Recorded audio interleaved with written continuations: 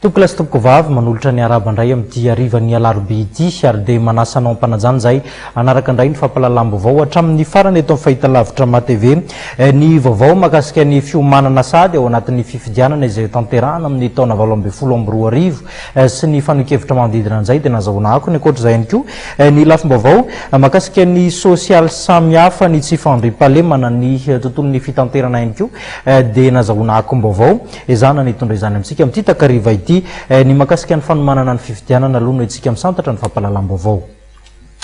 Tsy mbola misy ny daty natanterahana ny fifidianana filoham-pirenena amin'ny taona 2024 raha ny fantatra hatramin'izao ny voameramaliho tena misahana ny fifidianana na nisy ny dia nandroso sosikevitra momba ny daty natanterahana ity fifidianana ity satria raha ny fantatra dia ny volana janoary 2024 sy 2025 no tapitra ny fotoam-piasana ho an'ny filoham-perinasa.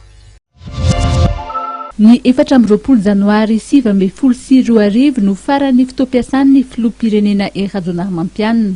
Raha ny vinavina tolotry ny voameramaliho tena misahana ny fifidianana dia tokony eo anelanelan'ny volana septambra hatramin'ny desambra 2024 sy 2025 no tokony anatanterahana ny fifidianana filoham-pirenena.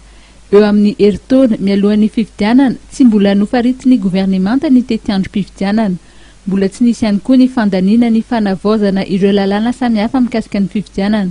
Taoriny ny dinika izay niarahan'ny CENI miaraka amin'ireo hery-velona samihafa eto amin'ny firenena dia eo ampelantanan'ny governemanta ny fehi-kevitra entina anatsarana ny lalam-pifidianana izay tokony totosaina amin'ny 2024 sy 2025.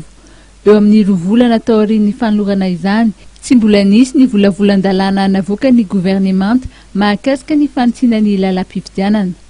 Raha ny lojika nefa dia tokony dinihana eo anivon'ny parlemanta roa antenimieran-dola sy antenimieram-pirenena ny volavolan-dalàna entina manatsara ny lalam-pifidianana. Miamanatona ny 2024 sy 2025 heverin'ny maro na ny mpanao politika na ny fiarahamonim-pirenena fa tokony afainganana ny fandinihana ireo lalàna momba ny fifidianana. Ahafahana manatratra ara-potoana ny fandaniana izany, tsy azo idivirana ny isian'ny fivoriana tsy ara-potoan'ny parlemanta. Hatreto dia tsy mbola misy ny fiantsoana fivoriana tsy ara-potoana, mbola nitatitra momba ireo lalàna nolanian'ny parlemanta nandritra ny fivoriana ara-potoana izay ny farana ny volana Mey lasa teo no nisy nandritra ny filakevitry ny governemanta ny talata 2 aogositra teo.